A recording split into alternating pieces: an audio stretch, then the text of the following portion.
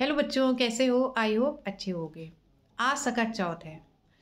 सकट चौथ माघ माह की कृष्ण पक्ष की चतुर्थी को मनाया जाता है। आज के दिन महिलाएं अपने बच्चों की सलामती की दुआ भगवान गणेश जी से करती हैं।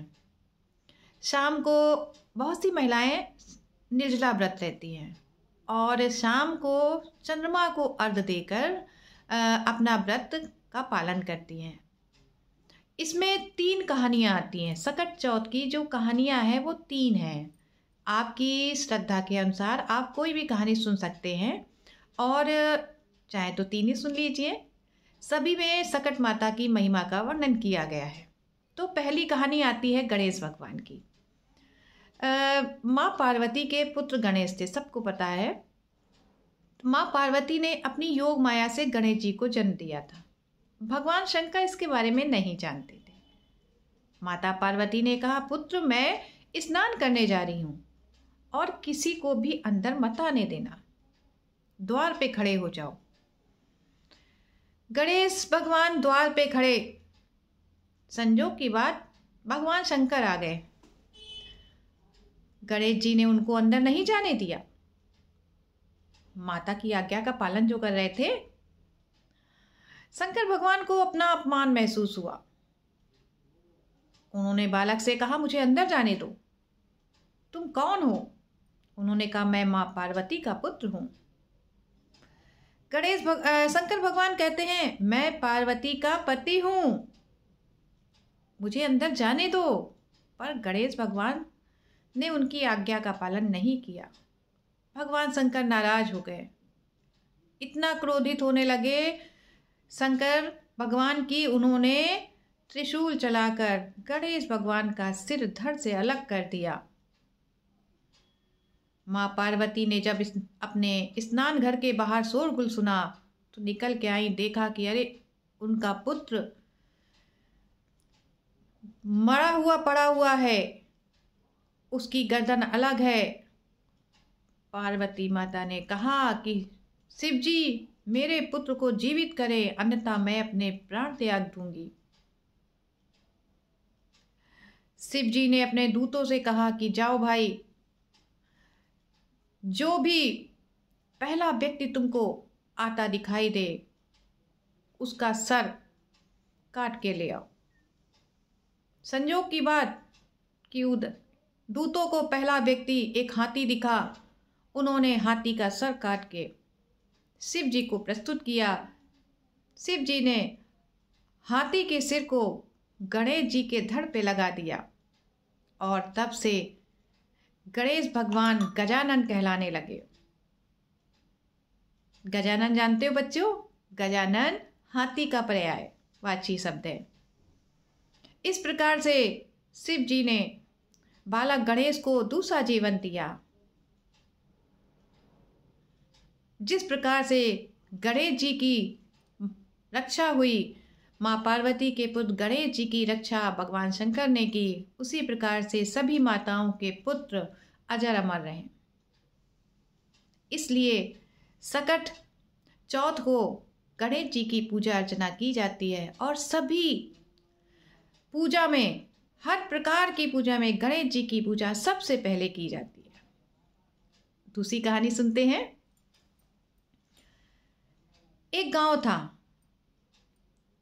वहां पे एक कुम्हार ने आवा लगाया, पर आवा पका नहीं। उसने दोबारा प्रयास किया, फिर उसका आवा पका नहीं। आवा मतलब जिसमें बर्तन पकाए जाते हैं। कुम्हार ने बहुत प्रयास करने के बाद बिल्कुल वो निराश हो गया कि आवा पक क्यों नहीं रहा है। वो राजा के पास गया। राजा से कहा, महाराज मैं बहुत परेशान हूं, मैं कई दिन से अपना आवा पकाने का प्रयास कर रहा हूं पर मेरा आवा जलता ही नहीं है। राजा ने राज पंडित से कहा, राज पंडित जरा देखिए भाई, कुम्हार का आवा क्यों नहीं पक रहा। राज पंडित ने अपना पत्रा देखा, कहा, महाराज आवा तब पकेगा, आवा में आग तब लगेगी जब एक बालक की बलि दी जाएगी। लो भाई, आज्ञा हो गई कि आवा लगाने से पहले एक बालक की बलि दी जाएगी, और ये पूरे राज्य में प्रचारित कर दिया गया। अब जिस घर में आवा लगता, पहले उस घर के एक बालक की बलि दी जाती। परंपरा बन गई। उसी गांव में, उसी राज्य में एक बुढ़िया थी, उसका एक ही बेटा था, और सकट चौथ के दिन ही उस बालक की बारी आ गई, उस बुढ़िया के इकलौते पुत्र की बारी आ गई कि आवा लगेगा तो इसके पुत्र की बलि दी जाएगी। बुढ़िया बहुत दुखी हो रही थी कि बताओ, आज सकट चौथ का दिन है और मेरे पुत्र की बलि दी जाएगी।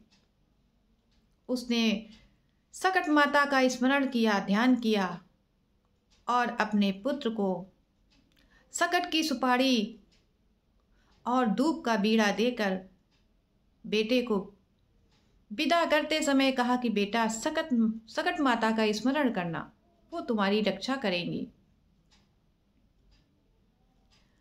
बुढ़िया के बालक को आवा में बैठा, आवा की बलि दी गई, आवा के अंदर उसको बैठाल दिया गया, आवा में आग लगा दी गई,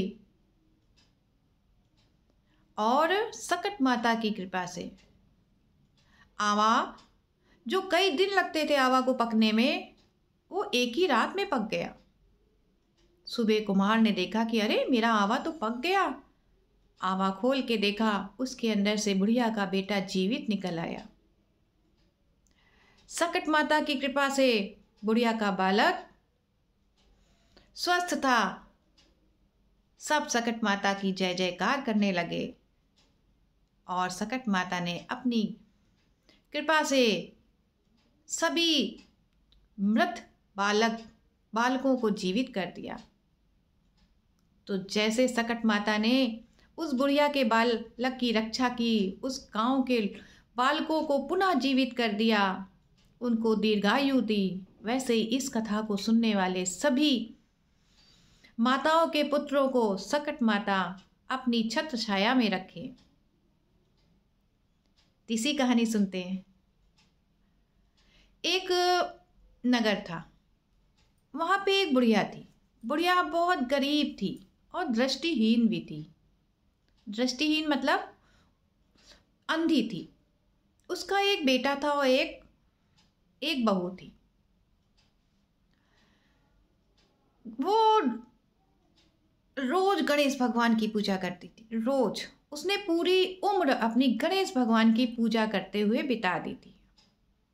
और एक दिन ऐसा हुआ, गणेश भगवान ने उसको दर्शन देकर कहा कि माँ, मैं तुम्हारी पूजा से बहुत प्रसन्न हूँ, मांगो, तुम क्या मांगती हो। बुढ़िया कहती है, मुझे मांगना नहीं आता, मांगा कैसे जाता है, मैं क्या मांगू, मेरी कुछ समझ में नहीं आ रहा। गणेश भगवान ने कहा, अच्छा तो तुम अपने बेटे और बहू से पूछ लो। बुढ़िया अपने बेटे से पूछने गई। बहू भी वहां खड़ी थी। उसने कहा कि गणेश भगवान ने मुझे दर्शन दिए हैं और कहा है कि जो भी मांगोगी वो मुझे देंगे। बेटा कहता है, माँ, हम लोग बहुत गरीब हैं, तुम धन मांग लो। बहू कहती है, माँ, मेरे बहुत समय से बेटा नहीं हुआ है, मेरे बच्चे नहीं हुए, तुम अपने लिए नाती मांग लो।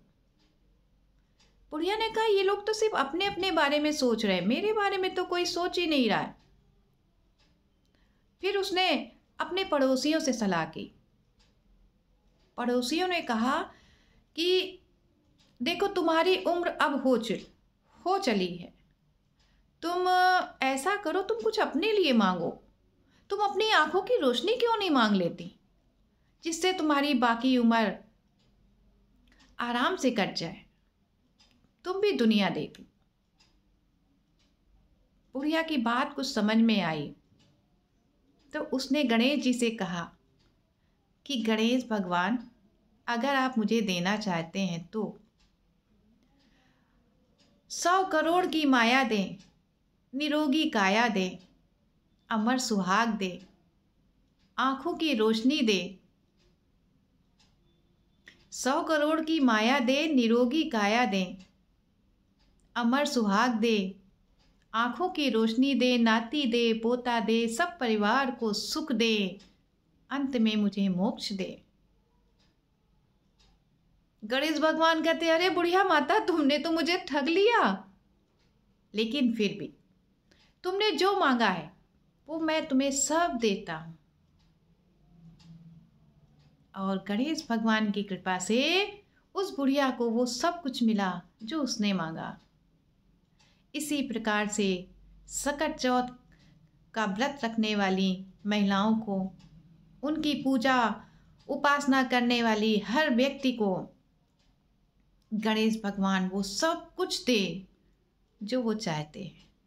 उनकी संतान की सलामती करे, उनको दीर्घायु दे, उनको अच्छा जीवन दे।